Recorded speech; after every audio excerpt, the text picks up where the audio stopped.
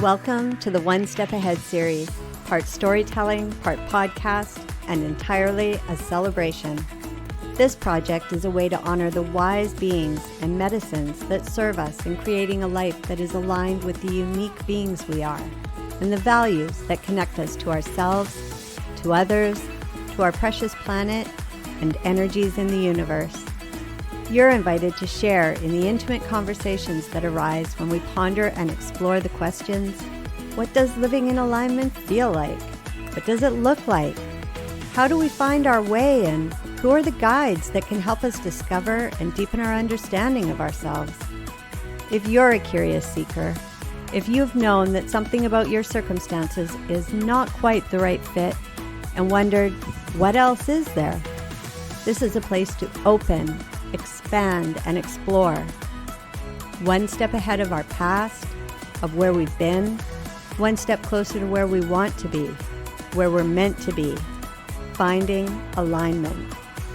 Always, still, putting one foot in front of the other.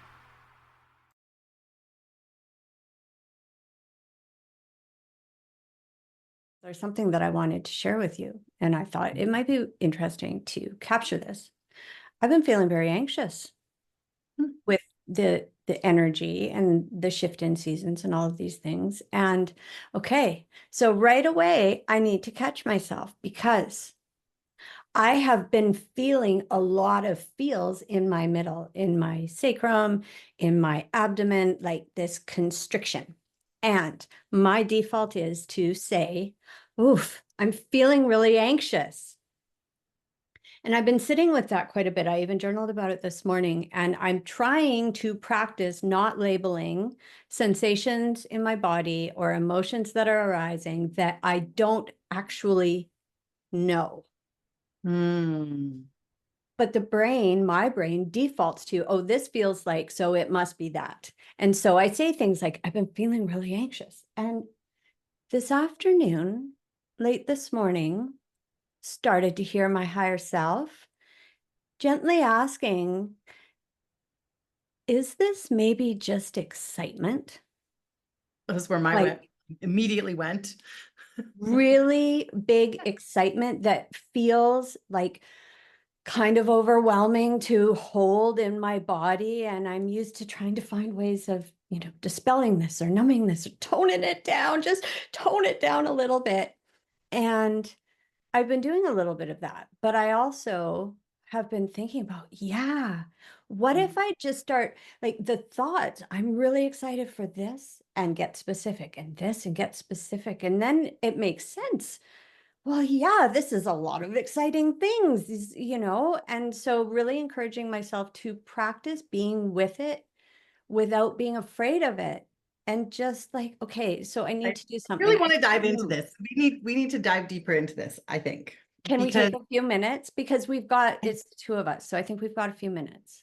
Oh, who's coming on again today? Nobody. That's what I was like, we could talk about the whole hour. Who cares? I just want to make sure I back up and do an intro because I keep forgetting that. Okay. We'll do the intro. Do you want to do it now and then just clip it? Oh, well, I could.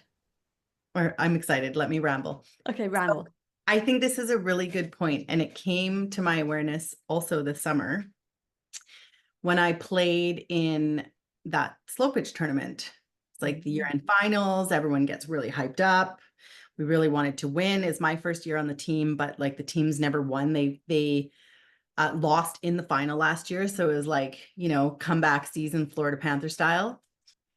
And I noticed obviously this like immediate shift as I walk onto the field. The energy is palpable.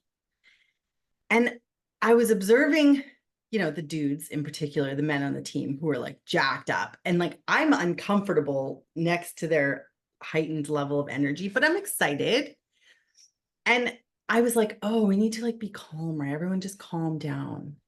And actually had to sit with it for a really long time after and be like, well, I think this work that we do on ourselves, whether you want to call it spiritual or, therapeutic, to regulate the nervous system, right? To to become very familiar with the sympathetic and the parasympathetic and what it feels like to be triggered, all these things. Somewhere along the line, I think I sort of stepped away from being elevated for the right reasons. Do you know what I mean? It's like what you said, you're trying to create space for excitement, but it feels very closely related to anxiety. And so oh, this feels like anxiety. Oh shit, maybe this is anxiety. Oh, well, now I'm anxious about maybe that being anxiety. So it like, yeah, it just is this loop where the dominant, the one that already has a name, is like, I'm just going to swoop in here and claim this as me, but it isn't necessarily, right? This is what I'm saying. So, and I've done the same thing. I've labeled it, just trying to not control it, be present with the body so that I alleviate myself from the feeling of anxiety, from being overreactive so much that in these really amazing experiences where it's very natural to feel maybe anxiety going up to bat when you're in the final game, that it's okay that you allow it to be there rather than will it away or meditate it away. Like, it's actually an important part of being human, right? And I said this to a client the other day. We were talking about her fear, and I said, well, we're meant to experience fear. That's how we survive. And so what if you just make friends with the fear and acknowledge it and say, hey, I see you. Like, thanks for keeping me safe. And you get to be there, but I'm still going to move forward doing the thing. Yeah. Yeah. It's that mindful awareness of acknowledging what's here, making space to welcome it to be here, and to skillfully be in conversation with it so that we know that the most skillful one of us is making the big decisions. Well, it's like my metaphor of the car, right? It's like, well, I'm still driving the car, right? Just like it was the whole weekend as I was playing ball. I was the one in control. But the anxiety or the fear that I was going to miss a play or get hit in the face with the ball was just in the passenger seat. It was in the passenger seat, like doing what it's meant to do. It didn't allow it to dysregulate me and take over. I think there's some deeper practice work to be done around being addicted to the ability to downregulate. Ooh. Which just feeling into how I am navigating this situation, I am craving relief from it. As opposed to, so that's where I'm at now is, okay, can this just be here and we savor the uniqueness of this sensation and maybe not even wonder what it is, just let it be here, Yeah. But why do we always do this? And I don't know if you're like, I would have labeled myself in the past the black and white thinker, right? It was all or nothing all the time.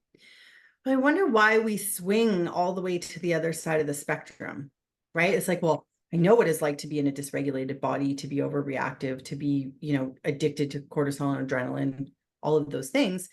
And then we swing the pendulum to now I'm addicted to downregulation. Yeah. Yeah. I'm so zen. That's where I need to be all the time. And I do not like feeling anything different. Yeah, which is why we can get thrown so much when we're in an environment that, is maybe an exciting sports arena or a new phase of life, a new adventure, all of these sorts of things. But we swing so wildly when the beauty is in the grace of just kind of drifting through the middle, right? And then it can land. Way. Yeah. Yeah. Interesting energy to be aware of and to be coming to know. And I'm not, working with is the phrase that comes to mind, but it feels more like a gentle practice of getting to know myself just a little bit better and making space to be excited without worrying about it, without trying to figure it out. Just. And perhaps even just trusting that you will get back to that place that has now become the comfort zone. Which we know, of course, we will. Yeah. Right? We Yeah. know we will. Did you know that when I do cardio, I now take time afterwards to just lay on my mat and like Shavasana, basically meditate? Beautiful. Yeah, it's been part of my practice for a while now because, I recognize that like when you're huffing it on the treadmill or going for a run or on my bike, that you are in a pretty not dysregulated state, but your nervous system is elevated. You're running from that saber-toothed tiger. That's right. And so rather than just like throw myself back into life, which I recognize wasn't a good place for me to be, because then I would live in that energy all day long. Mhm. I integrated this practice where I really allow myself to calm down. And I think for so many years, we've been doing it naturally by introducing stretching afterwards. Right. Yeah. I've just taken it to a new level with my Zen meditation after. Thank you for sharing that. We are kindred spirits indeed, because after I row or do some yoga and stretching, like to do a little bit of both, then I do my silent seated meditation, because it's so much easier as well. I don't know if you find this, maybe that to drop into that meditative state. Like, okay, the body's done this great work, and now there's this invitation to rest. Even doing an activating breath work process before practice, before you drop in, is really helpful. Yeah. So true. Great little chat. Okay. Intro. Welcome, friends, to the first official full episode of the autumn season 3 of the One Step Ahead series. So happy to be back with all of you. My name is Sheena Wilson. I am the founder and host of Aligned Learning Labs. And my passions are writing, collaboration, and really just bringing people together, which is why I'm here. And I'm joined by my lovely co-host, Sabrina Siwiec, a masterfully skilled counselor and life coach, business coach, spiritual mentor. So good to be here with you, friend. Thank you. Thank you for the introduction. That felt lovely. Yeah, we've been kind of missing the details in a lot of our introductions around you and I. I leap into the conversation, assuming, of course, everybody is a friend. They already know us. So there's been some suggestions that we expand on that a little bit. Interesting. There is the opportunity to go back and listen to our intro episodes where Sheena and I interview each other, and you get to know us on a deeper level. And at the same time, we've both evolved and changed a lot since that very first few recordings, right? So it is kind of nice to connect and hear what's new, what's changed in maybe in my speaking to myself, the modalities that I offer, but in your offering as well, and where you found your passion. Yeah. And so much really of these shifts in us have come about as a result of pursuing, with a gentle touch, more alignment in our lives, and really figuring out, okay, this is who I am. This is who I am right now. What does she want to do? What does she want to do? What can she offer the world right now? And we're stepping into doing that work. So cheers to us. Yeah, always. Yeah. And cheers to, we've officially crossed the halfway mark for this project. And when we started, we still are aiming for our 4 seasons, aligned with the seasons of the year in 2024. And, sometimes, I shouldn't say often, but life happens. And so the fact that we have future guests lined up, and we're still really happy to be here, looking forward to the conversations together, and that this project keeps going, I'm celebrating that in a big way. That may also be, I think, contributing to the excitement that I'm feeling in my body. Good. Yeah. I wanted to say, you made a comment about the changing and the evolving, and just how freeing it is if you're not there already in your life, where you've gotten to a place to accept that we are constantly changing, and that's okay. Let us be proof that It's so freeing once you get to a place where you're just like, that's just part of life. I'm not the same person I was 3 days ago. Yeah, absolutely. Yeah. I can And we change, can and I can change my mind. moment by moment by moment. Yes. Yeah, 100% agree. It's really easy for me to see that in the lives of entrepreneurs, but that is also very, very true in the lives of anyone who is aware and self-reflective and curious. Because these shifts, they're just part of the natural evolution of all the things, right? The little bud turns into a flower.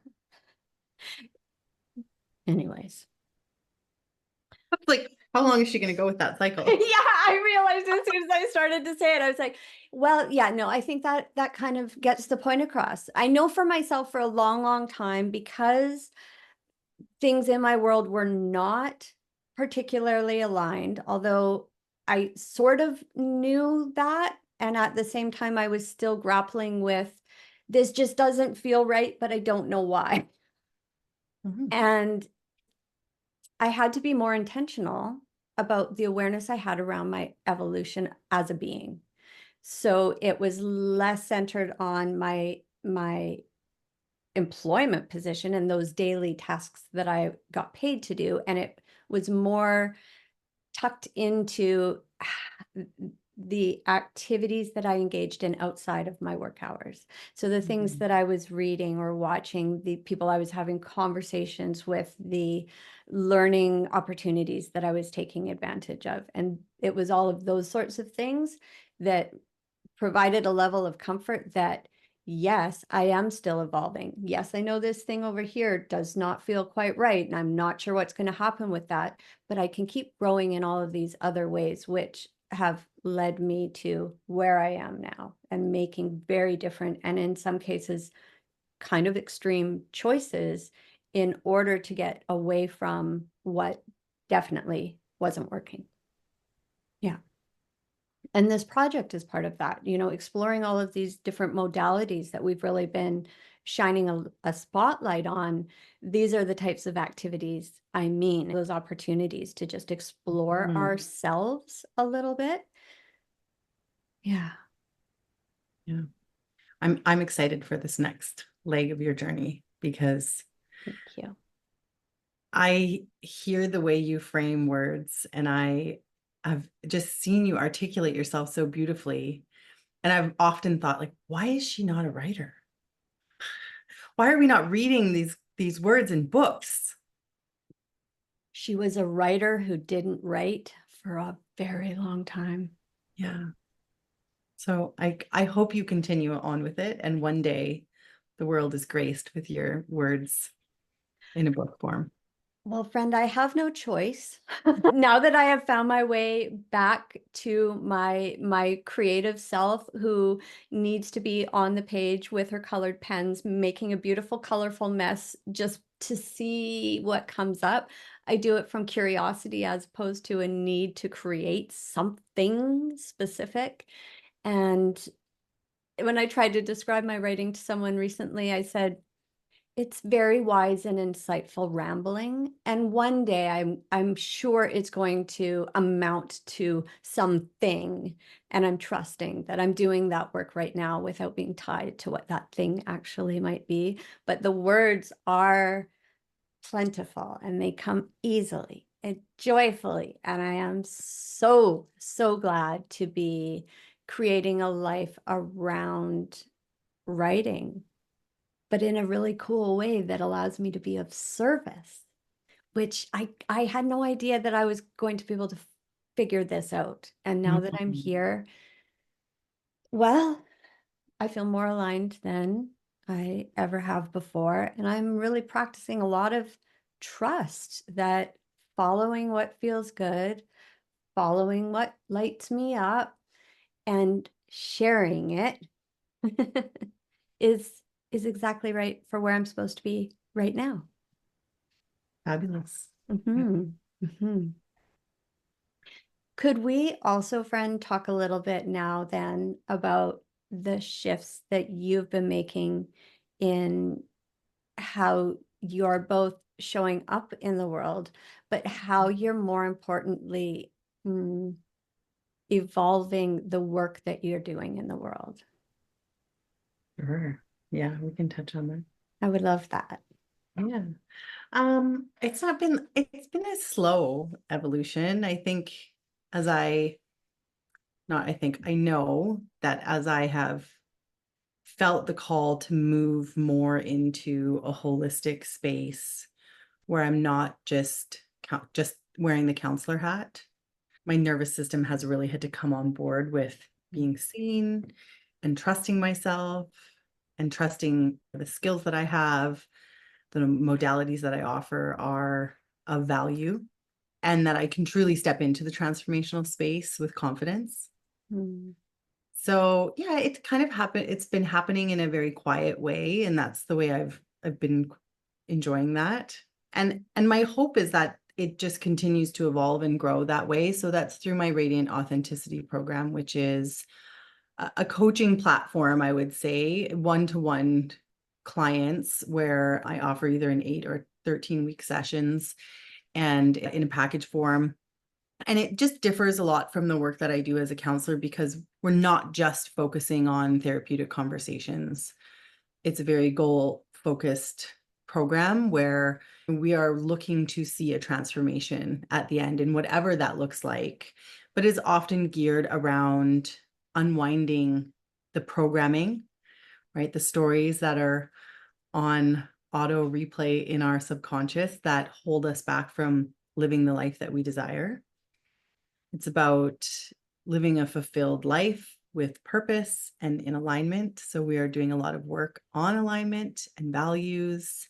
And at the same time, I've integrated my own, I guess, format to helping people's nervous system regulate as we bring about these changes and explore the subconscious and what's holding them back. Because I've really identified that a lot in the work that I do, that we can talk about everything, we can do inner child work, but if we're not doing that alongside helping the nervous system feel safe in those moments, it takes a really long time to get to where you're going. And not that I'm rushing, that's never my intent, right? We go at the pace that feels natural and comfortable for each individual. It feels like a much more well-rounded approach to helping people meet their goals. And I also find in the traditional counseling model that there are a lot of rules to keep clients safe, and I think those are really important. But I also find the work that has served me best as a client and the work that I do with others that serves them best is one where we don't have to necessarily be stuck in these boxes. That if there's a conversation that needs to be had between sessions, we can have that conversation over email or text. And I'm comfortable in setting my own boundaries around client relationships to make sure that we're doing that in a healthy way and that clients don't become dependent, right? That's never, ever, ever the goal. It's always continuing to move the dial forward to standing in their own truth and self-trust. Yeah. Adding in the piece, and I know this isn't an entirely new addition for you, but really what stood out for me in what you just described is tending to the nervous system. And I think that this is so often overlooked in a whole lot of areas of our busy lives. And the nervous system, if we think again about your analogy of a car and you're driving a car and you've got all of the challenging or uplifting, all of the emotions that might arise or riding along in the passenger seat with you, if you haven't tuned up your engine and made sure that there's, fuel in there, your car is completely unreliable. And it may never get you where you would really like to be going, no matter how well you've planned and have your sights on that goal. And I know I've been part of a variety of containers, if you want to call them that, different communities. I've even tried learning from a lot of other really skillful practitioners, but maybe not the right fit for me, but where people preach doing a thing as the magic potion, using Mhm. daily affirmations, for example.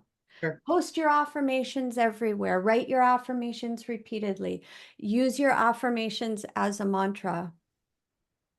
Absolutely.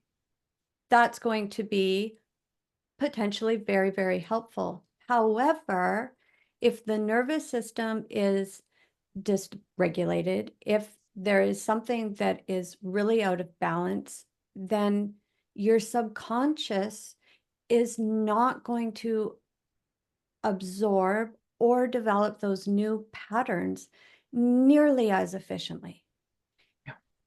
But yet, that does not really get talked about when people are setting a goal for themselves and laying out their plans for getting there. If they don't know that, oh, okay, what do you mean I have to do work on my subconscious to make sure I'm ready for this? Well, you don't have to, but if you are able to, I think your results will come more efficiently Mhm. because all parts of your being are primed and doing this work. Everybody is on board, as opposed to subconscious things going on back here, and your prefrontal cortex is trying to do the affirmations and they're missing each other. Yeah. Well, and it's, let's go back to the car analogy, right? Like, you're driving the car and you're trying to say these lovely affirmations to yourself, but fear is screaming at you from the fucking passenger seat to turn left instead of just going forward. You're going to turn left, Yeah. right? And the piece about the affirmations, what I've learned over time is that you can only progress again to the level that your nervous system feels safe. And so a lot of practitioners, even, using cards from the internet, are going to give you really lovely one-line affirmations that are very strongly worded. And a lot of the time, that's not the level in which we're capable of absorbing at that point. And so, you said if you're able to, I think everyone is able to make change, but we have to match where you're at instead of taking this massive leap. And I learned that really early in my career, helping people, just cultivate a sense of safety in the body, and observing that some people couldn't even just put a hand on their heart and one on their belly and like close their eyes and repeat that they're safe, because they feel so unsafe doing that it is absolutely dysregulating.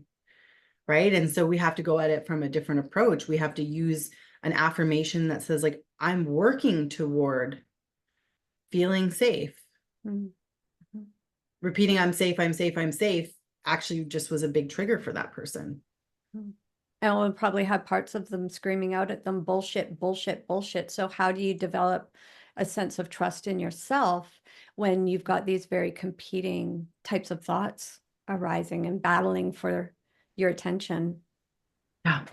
Well, and often, I mean, it's not even a fair battle, right? Because a strong emotion can just dominate everything else. And so then to try and do something to make that go away is just adding even more pressure onto our nervous system, as opposed to, and this is why I say if we're able to, because I think there are often people who really have no idea that they're going through the world in an extremely heightened state. That's Mhm. their normal. That's their normal. Yeah. And there's not even an ability to relate to others who seem to have things differently. And then there are also an honest truth that there are so many folks uh, who are living in a state of not feeling empowered to change their conditions.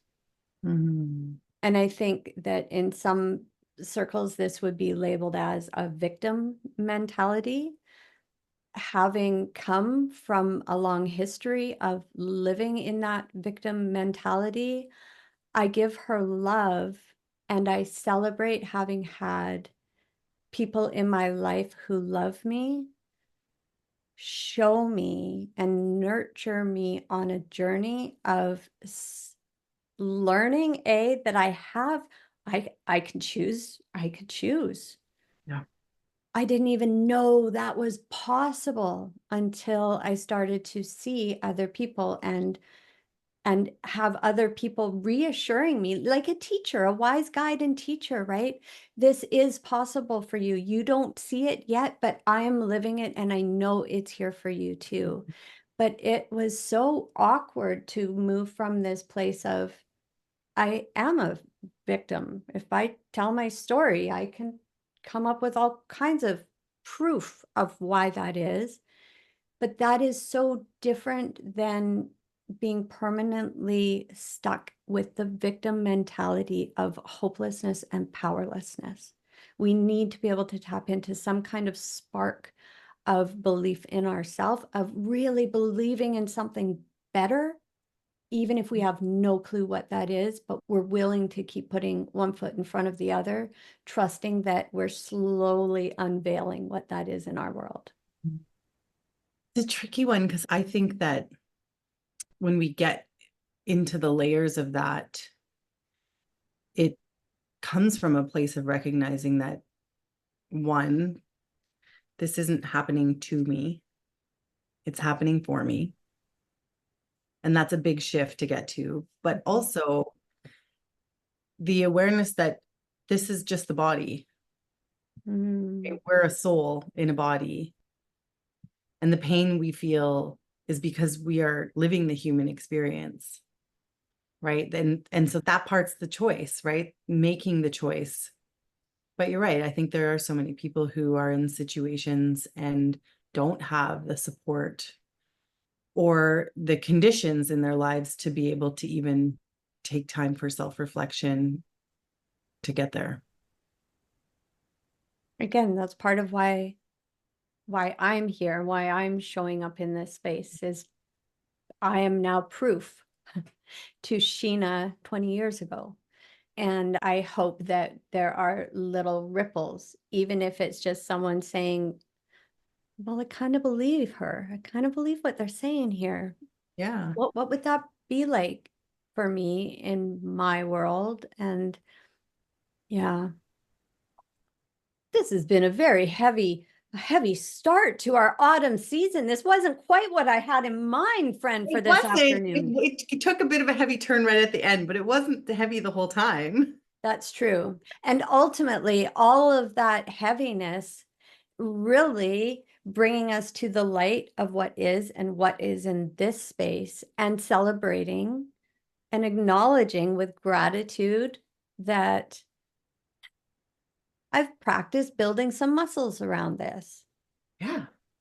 And we're stepping into fall, which is a season of harvesting and change and preparing for winter. Yeah. Yeah. And And I what think feels like New Year for so many. Sure. I'm like, why can't we just change it? It would just be so much easier. August 31st, New Year. Yeah, I think having the big thing on January 1st is great, because the gathering of loved ones during that holiday season to hopefully fill us up, to help us get through those, the last, I don't know, 8, 12, depending on where people are, long, dark weeks of winter. I think that's great. But ultimately, the new year, yeah, for me, it starts in September. Is it really? Because we just are still recovering from Christmas. Well, I kind of like the whole Like, it would be almost better like January 31st, because That's then we true. have time between, like, I'm overcoming the Christmas, not physical hangover from alcohol, but just like the hangover of like being around people and spending all the money and, overwhelming yourself with social engagements. And then you have like 5 weeks to reset. And then you're like, woo, celebration time. Who is in charge of this calendar making? Well, I'm going to blame the patriarchy. Yeah, I did know that.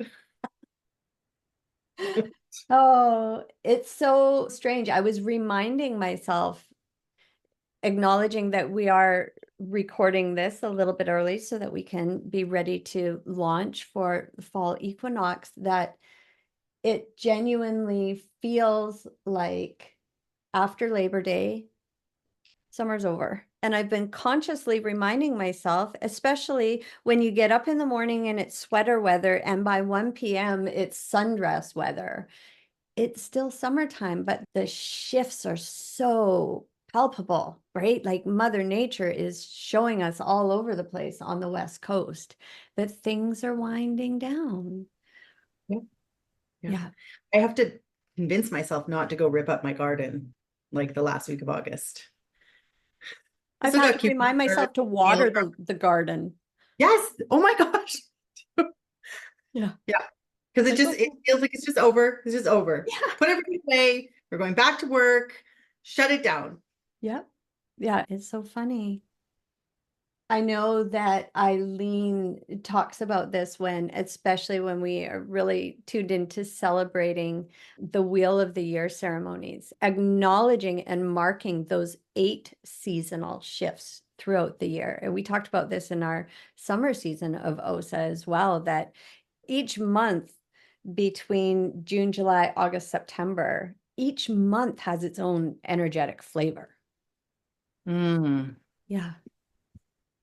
Describe for me the difference, friend, of your sensation leading up towards the previous weekend versus the energy that's leading up to those first weekends in September.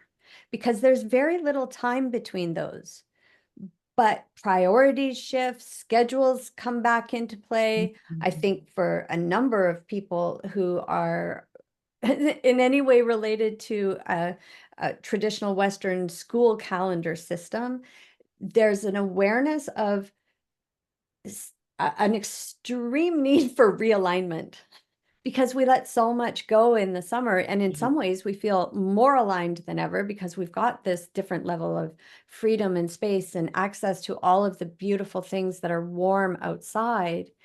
And then we kind of shut it down. I've seen so many social posts lately about getting back into routine, and it sort of feels like taking all of that beautiful energy of summer, shaking a bunch of the fun parts off, and then stuffing it into a schedule. It's so funny you say that. Okay, I have some ideas or some thoughts. Prior to last weekend, we were getting ready to go camping, and I had pretty much the whole week off of work. And so I think the energy for me was just really trying to nurture the last 7 days of summer. And I had a lot of presence to that, really just slowing down, waking up whenever we woke up, have breakfast whenever we have breakfast, do some really fun activities. The last week we ended up going up to Grouse Mountain and zip lining and seeing the bears, and it was rainy and freezing cold, but we were like, whatever, last days of summer, here we go. Yeah. So it was really lovely. By the time I got home Sunday from camping, it was trying to be mindful of not falling into the old programming of I have to be ready, my kids' clothes have to be a certain way, I have to have meal prepping done, the laundry has to be done. I literally had, I think, 7 or 8 loads of laundry piled on my spare bedroom bed. And I was just like, I'm just gonna close that door. And old me would have not been able to do that. But what I did notice the most, and this, I had some time to reflect on this the day before yesterday, was met lots of parents in the schoolyard, and the sort of go-to message is like, we survived summer. And I caught myself saying, yeah, totally, we survived. And that did not feel true to me.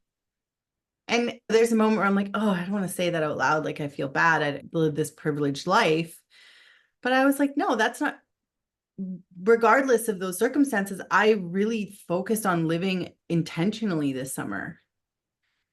And I should be able to celebrate that. I didn't survive this summer. AJ and I thrived. We had a great time. Did I have a few moments where I was like, oh, fall's coming. I'm going to quickly backslide into this like sad, angry state because I have to live off schedules and meal prepping. I did have a moment about that. It lasted a few days.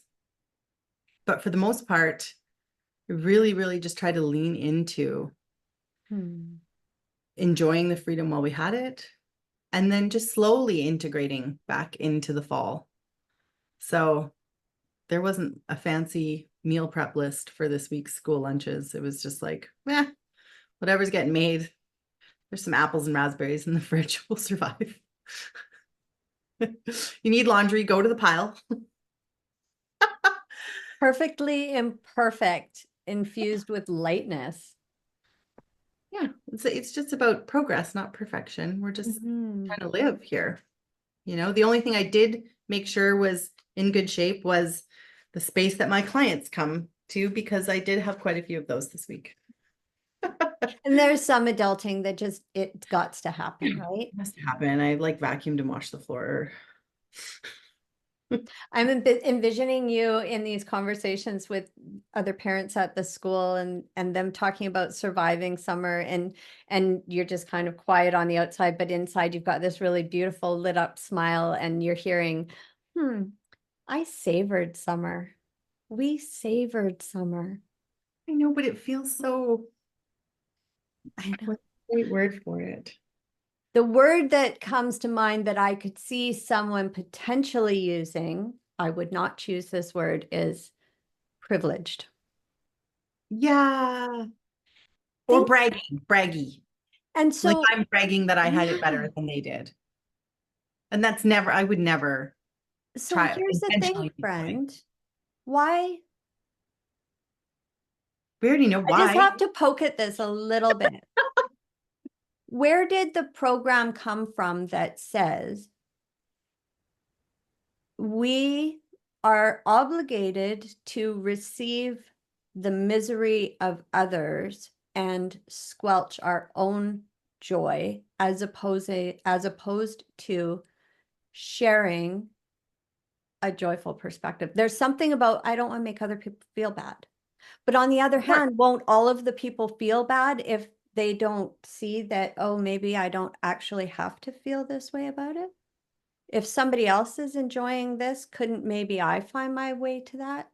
I know, it's just a question that comes up in my curious brain that says, but why does it have to be like that? And I know I don't like it when people brag around me, but on the other hand, a little bit of envy for others is a pretty clear indication of what I might like to create in my own life. And if I know what I might like to create, then I can start choosing how to get myself there. Just saying. You know, women have been competing with women for a very long time for various reasons, right? It's like it's a perception that I'm competing with you for a better life, when in reality, I'm trying to live in integrity with someone who experiences joy and love and has compassion for everybody, and hope that both through the work that I do with people and raising a conscious and emotionally intelligent child and allowing myself to shine, that elevates everybody else as well. But I think that might be in direct contradiction with the patriarchy. I'm not sure. I have a book called Cassandra Speaks. I actually had to stop reading it because I was increasingly becoming more and more infuriated. Oh, yeah, because it tracks the history of why women feel they're pitted against each other, and 100% blame the patriarchy for this, because in our natural state, women come together in sisterhood. A group of women together in sisterhood can be pretty threatening to a patriarchal perspective. And they've had lots of opportunities of finding ways of driving wedges and programming that says there aren't enough good men out there. So be mean to each other to make sure you get one of them. That's kind of the droll takeaway I get from all of that, which I'm sorry, but once we start seeing past that, once we've had the opportunity to be held in a circle of women, we're like, what? I didn't even know girls could be like this. Oh, yeah. Oh, yeah. And come on in, sister. We got you. Have you watched the Barbie movie? I have. I think America Ferrera's monologue is so, I cried. And now It I landed have to so go much find with it. me as someone who worked in the corporate world, you know, dressed a certain way, wear high heels, I'll do all the things, and also was married and did all the things at home and all those things. And it, yeah. And then becoming a mother, it was really powerful. She speaks a lot to the sisterhood and why we show up the way that we do, especially in competition with one another, in order to, you know, be there for men. Yeah.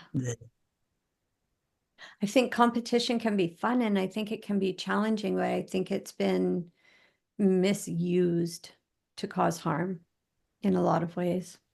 Yeah. Yeah.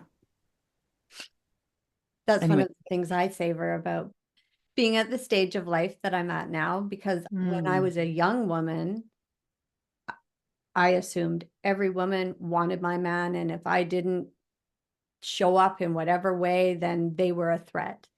And I now instead rest easily in the very trustworthy relationships I have with women. And I know they have their whole own other world. And like it doesn't even come into play, but there was so much emphasis on that before I found my life partner. It's like shoving them out of the way. And I guess I don't think I was single long enough as a young woman to really identify with that. But I know in relationship, there were periods where I perhaps had some jealousy, but what always felt true to me was it didn't matter. For sure, women are going to want my person because I've chosen him, which means he's great.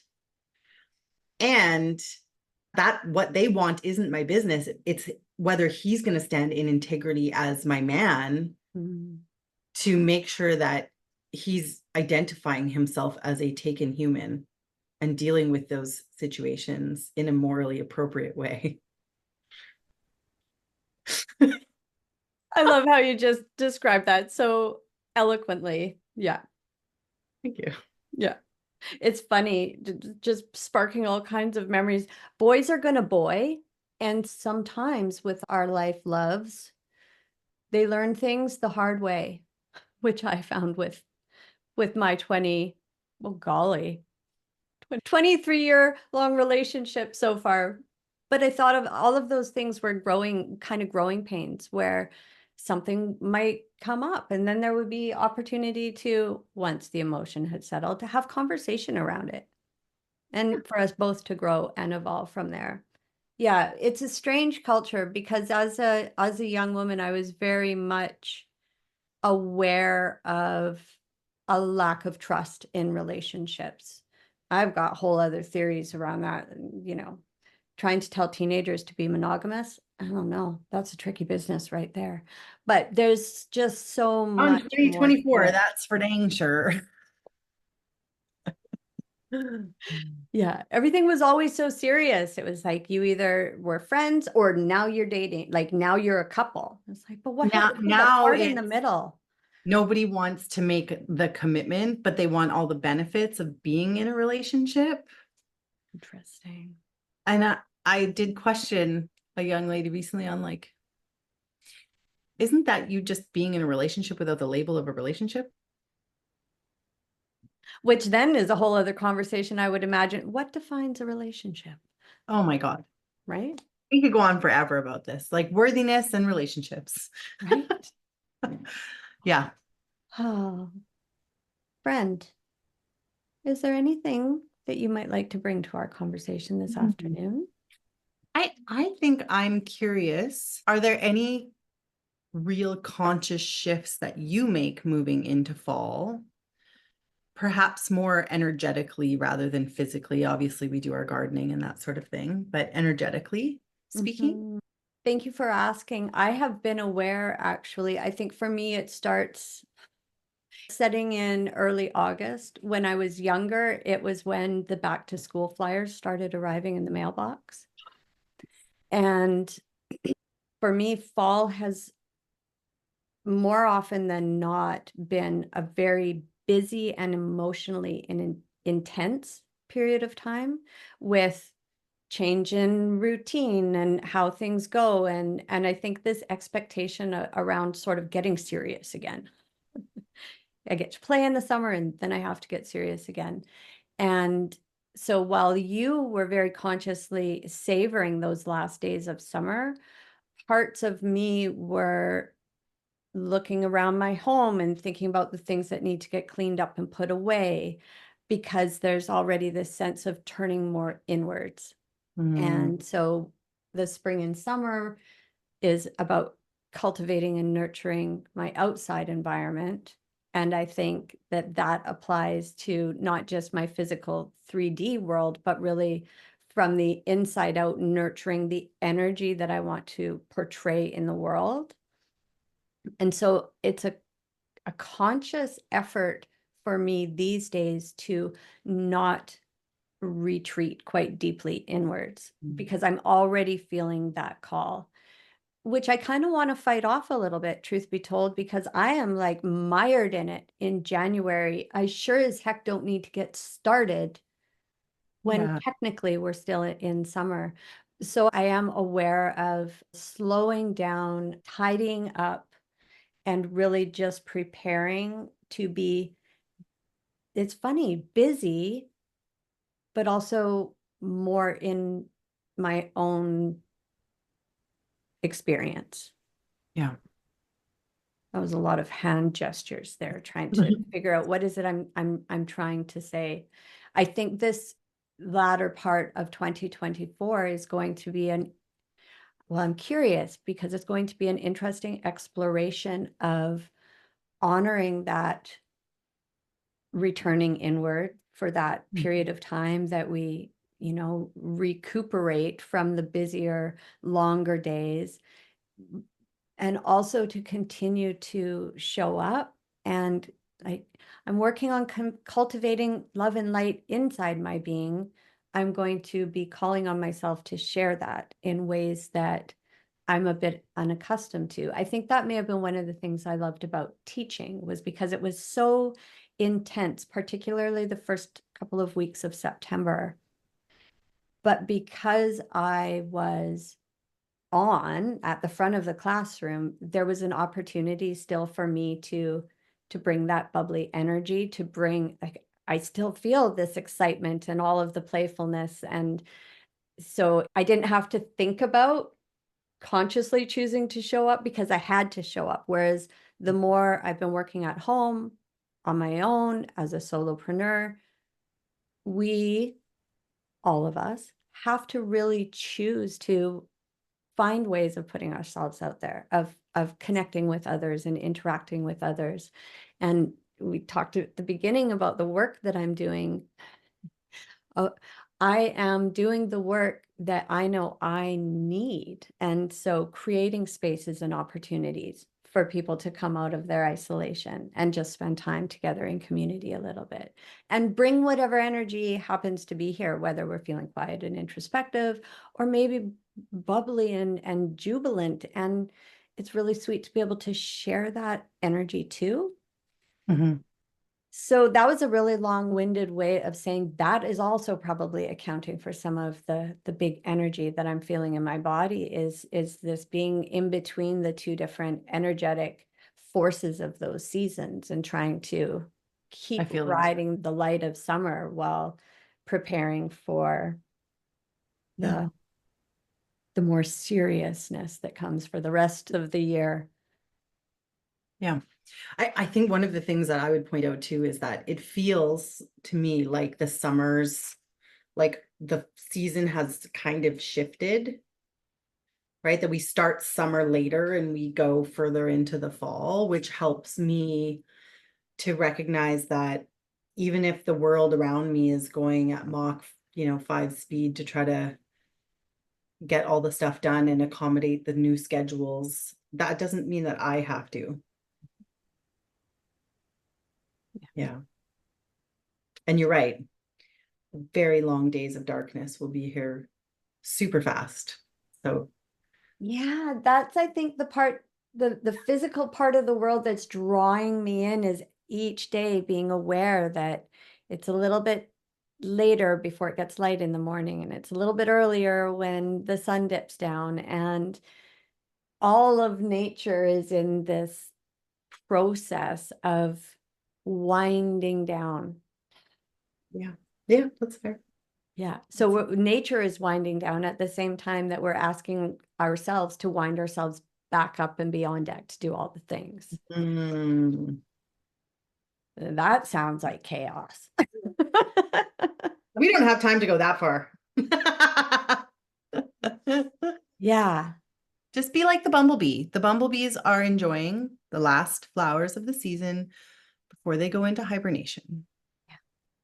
Right? They're just embracing the sunshine while it's out, rather than worrying that the days are getting shorter. Yes, true. Yeah. Mm-hmm. Friend, Mm-hmm. would you please share what's on your whiteboard today? Yeah. This one's a long one. I just felt very compelled to write it. So who knows? We'll see what you think. No one is coming to save you. The ones who do are serving something within themselves. True strength comes from recognizing your power to heal, grow, and save yourself. I don't know if you can read my writing. A little scribbly. That's beautiful. Is that one a Sabrina original? Yeah. Cheers, friend. Insightful. Yeah. That line in the middle. Yeah. It can feel oh so good sometimes to think somebody is swooping in to save you. Yeah. There's comfort in that. Oh, totally. Especially when there's been struggle before that. Yeah. But you're not standing in your truth when someone comes to save you. You're outsourcing all of your power. That's kind of been the theme of our conversation today, is really, we haven't articulated it yet in this way, but cultivating a sense of personal power. And with power comes the ability to choose all the things. Yep. And we can practice that in really small ways for just ourselves. It doesn't have to be a big thing that's going to perhaps evoke other people's opinions to come your way, but it can be small shifts. Yeah. Choosing to do work, acknowledging something doesn't feel good. I don't feel well. I cannot find joy. If there's something in these types of thoughts where there's a desire for it to be different, know that you're the only one who can really make that so. And we can start with just tiny steps. Yeah. And having supporters is different than someone who saves you. It is completely acutely different. aware of that. Yeah. Absolutely. They're the ones who help uplift you, but also who challenge you in those healthy, beautiful ways that enable you to grow towards being the you want to be. Yes. Whereas so often someone who seems like they're coming in to save us, they don't want you to change at all. Right? But they want you to mold to their beliefs, their desires, their needs. Yeah. Whether that's a toxic relationship, a horrible boss, or a cult leader. Yeah, exactly. Yeah. Exactly. It's not about nurturing what's best for you, but what's best for them. And you're just kind of a player in that. Yeah. But they'll package it that it's best for you. Oh, absolutely. Yeah, it can be really tricky to see what's what. That's a whole I was like, we've already come up with so many ideas for potential future series of, that could be on the topic list. Yeah. Okay. rest easy, friend. Enjoy the last, literally now, few days, these summer dress afternoons and warm evenings to be outside doing those fun things after school now. Yes. Mm-hmm.